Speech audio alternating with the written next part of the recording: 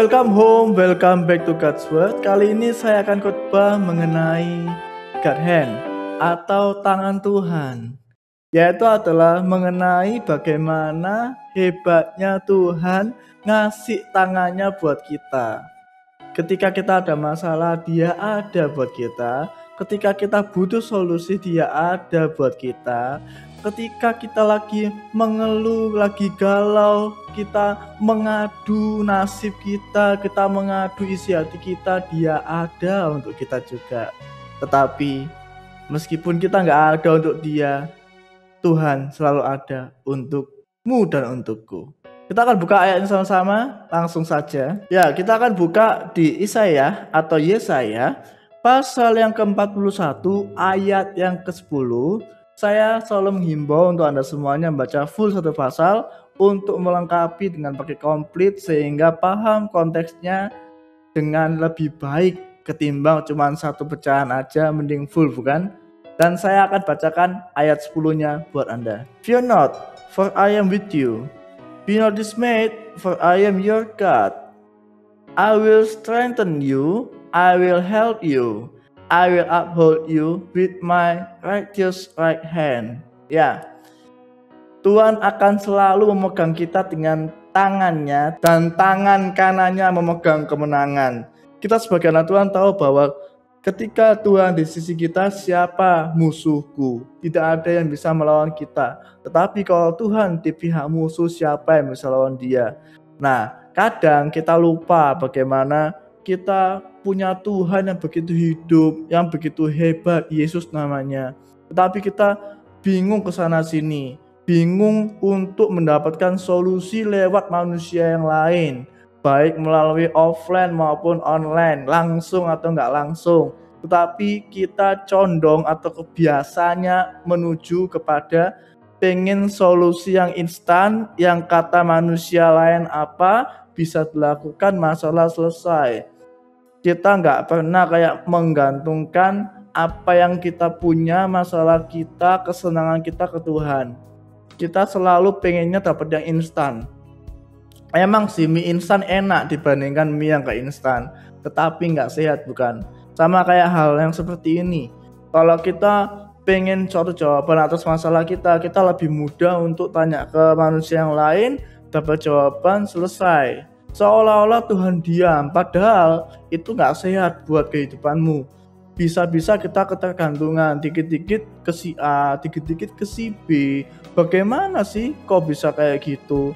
Kan kita minta tolong, tapi lama-lama jadi ketergantungan.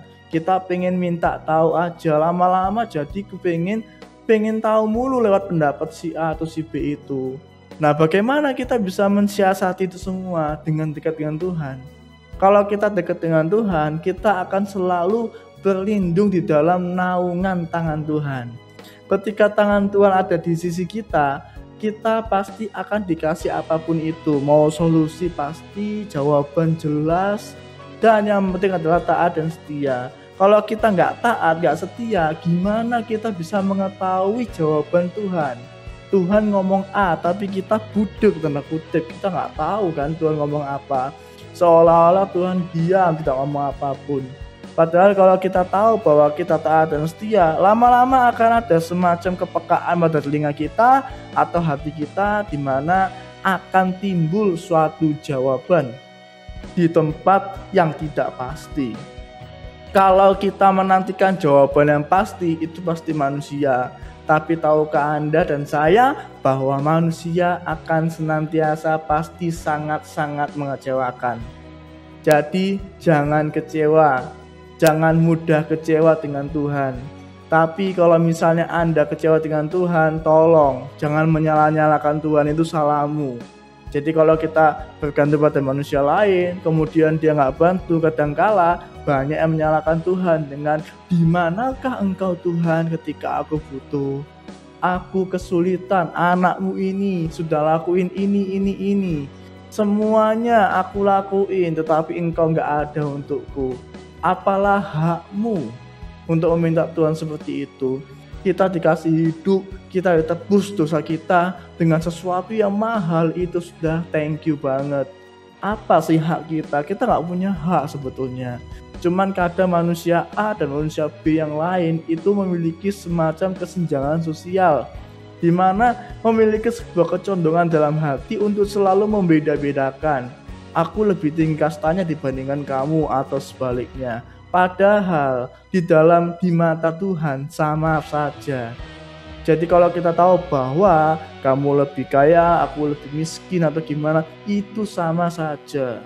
Soalnya kenapa? Yang megang kekayaan itu yang di atas, sama saja sami mawon. Yang membedakan itu adalah bagaimana dia memiliki iman dan hati. Jadi belum tentu kan yang kaya imannya lebih gede dibanding miskin, ataupun kebalikannya belum tentu juga. Soalnya iman dan juga hati itu subjektif, tergantung individunya. Tidak semua yang kaya akan pelit atau akan jahat atau tidak beriman. Tidak semua yang miskin akan kaya, baik dan beriman. Kadangkala kita jangan ditipu dengan yang namanya penampilan. Penampilan bisa cantik tapi dalamnya busuk. Bisa jadi yang penampilannya busuk, dalamnya cantik. Tetapi lebih baik lagi kalau penampilan cantik, dalamnya cantik. Kita mesti mengusahakan bahwa kalau kita pengen adanya Tuhan di hidup kita, kita mesti mengusahakan. Emang Tuhan otomatis ada, tetapi mengusahakan keselamatan adalah kewajiban kita masing-masing. Bagaimana kita meminta tangan Tuhan untuk ada di sisi kita, itu ada semacam effort. Dimana kalau kita meminta Tuhan lindungi aku, naungi aku, dengan sayapmu, dengan tanganmu, selalu ada pengorbanannya. Selalu ada semacam cost-nya. Dekat dengan Yesus itu butuh usaha, tidak dengan otomatis. Kalau dekat dengan Yesus otomatis, maka semua manusia akan dekat dengan Yesus. Tapi kita bisa melihat ada pembedaan di mana yang dekat sama Yesus kayak gimana, yang jauh gimana, yang tidak mengenal kayak gimana. Jadi kita bisa dipilah-pilah, kita bisa tahu mana kambing, mana domba, kalau kata Alkitab. Dan bagaimana kalau kita bisa membedakan semua itu? Dan apakah itu penting? Enggak juga kok. Yang penting itu adalah hubungan individu dengan Tuhan. Kita nggak usah mementingkan, kamu kok nggak dekat dengan Tuhan, kamu nanti dosa gini. Itu udah masalah masing-masing. Kita hanya bisa ngomong kalau misalnya momennya tepat, Tuhan minta, kehendaknya jadi. Tapi kalau misalnya kita punya teman kemudian diingetin dia nggak bisa ngapa-ngapain, tetap ngeyel, ya sudah, nggak apa-apa, diemin aja.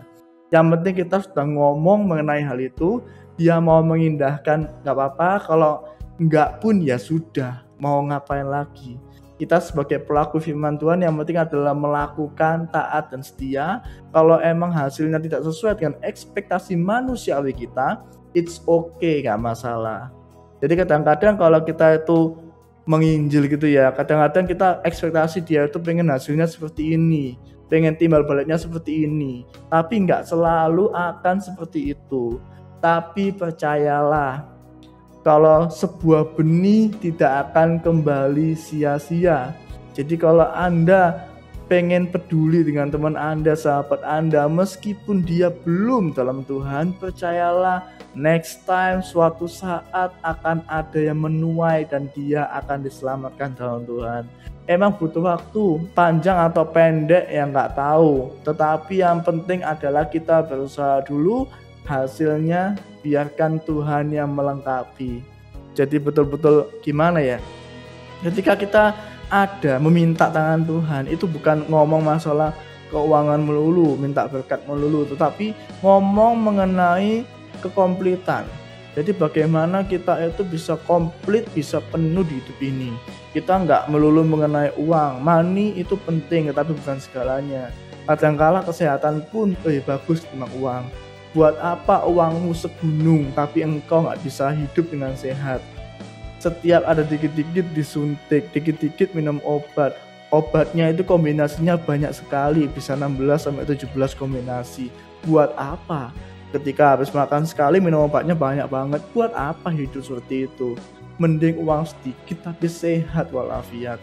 Jadi bagaimana dengan pendapatmu? Apakah kamu sekalian atau Anda dan saya hidup di dalam naungan Tuhan? Dan apakah Anda tidak mau hidup di dalam naungan Tuhan? Kenapa? Kan hidup dalam Tuhan tuh enak, meskipun ada hal-hal yang seolah-olah dibatasi. Tetapi kita nggak akan bahas di episode ini, kita akan bahas di episode yang lain kalau emang kehendak Tuhan ada ya. Dan betul-betul sebuah khotbah yang tidak akan bisa dimengerti kalau tidak dinaungin dengan Roh Kudus. Ini adalah khotbah di mana ini makanan alot, bukan makanan lunak. Jadi sebuah khotbah yang tidak akan bisa dipahami dengan mata kemanusiaan biasa. Butuh Tuhan yang mencelikkan. Dimana kalau bisa misalnya dapat dipahami khotbah ini akan seperti emas atau diamond yang betul-betul bernilai di hidupmu. Tetapi kalau nggak bisa, ini adalah khotbah yang sia-sia. Tapi itu pendapat kamu, bukan untuk Tuhan.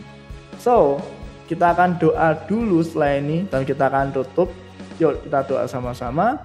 Ya Tuhan Yesus, hamba berdoa Tuhan Yesus untuk anak-anak-Mu yang hingga saat ini sedang menonton. Hamba minta Tuhan Yesus, Tuhan Engkau naungi semuanya anak-anak-Mu ini di dalam sayap-Mu, di dalam tangan-Mu Tuhan Yesus, supaya tidak ada yang mengganggu, supaya kehidupannya aman, sentosa selalu, dan selalu ada kasih, sukacita, damai, dan lain-lain. Di dalam nama Yesus, hamba minta Tuhan yang nggak punya damai, yang bingung, cemas melulu, dikit-dikit was-was, saat ini juga sifat-sifat itu akan pergi dalam nama Yesus. Jangan kembali lagi. Hidupmu ada yang jamin, kecuali engkau nggak kenal Yesus. Engkau mesti mengenal Yesus dulu. Saat ini juga, kehidupanmu akan semakin enak, semakin nyaman, tidak was-was, tidak cemas di dalam nama Yesus. Hamba minta Tuhan Yesus, Tuhan Engkau berkati setiap yang menonton Tuhan Yesus. Apapun itu Engkau naungi juga selalu di dalam nama Yesus. Thank you Tuhan, thank you Jesus, dalam nama Yesus, haleluya, amin. Ya, khotbah yang sangat singkat, memberkati, punya makna, tetapi tidak semua bisa melihat makna itu. So, sekilas dulu mengenai khotbahnya, kita ketemu lagi di next episode. God bless you dan bye-bye.